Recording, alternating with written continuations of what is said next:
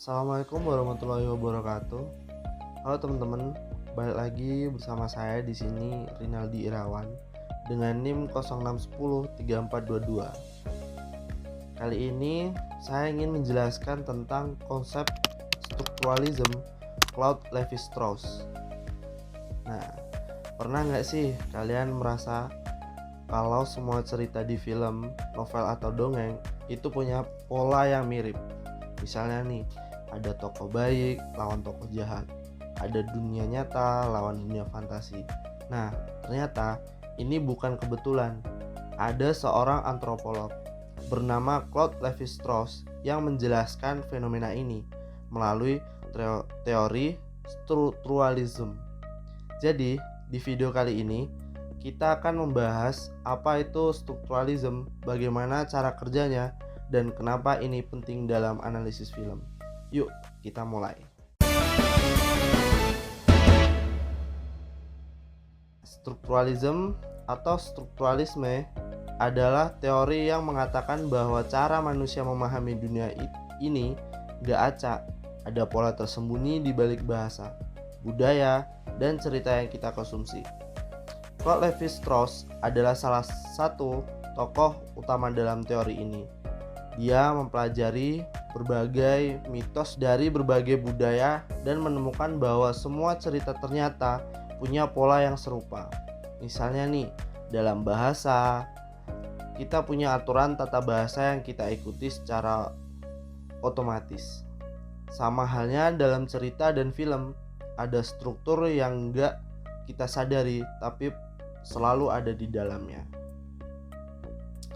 Nah, salah satu konsep utama dalam strukturalism adalah oposisi biner.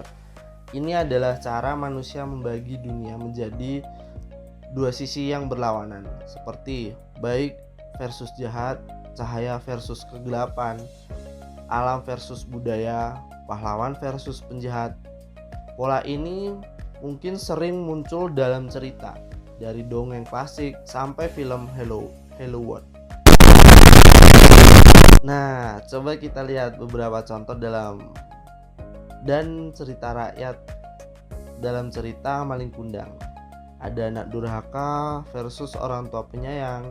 Dalam Star Wars ada Jedi dan Sith yang menggambarkan kebaikan versus kejahatan. Dalam The Lion King ada Simba dan Scar yang mewakili warisan sah versus perbuatan kekuasaan.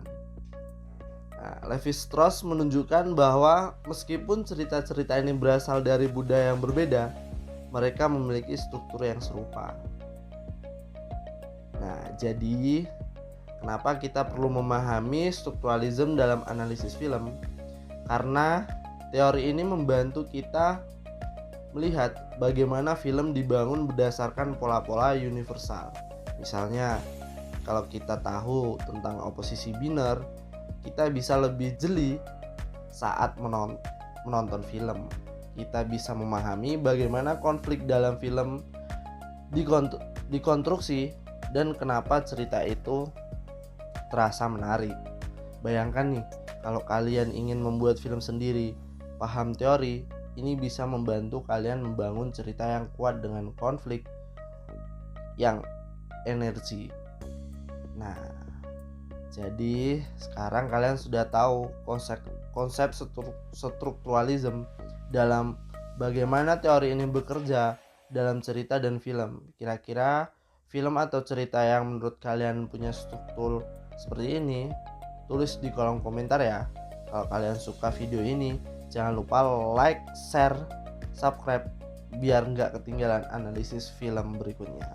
Sampai jumpa di video selanjutnya. Dadah.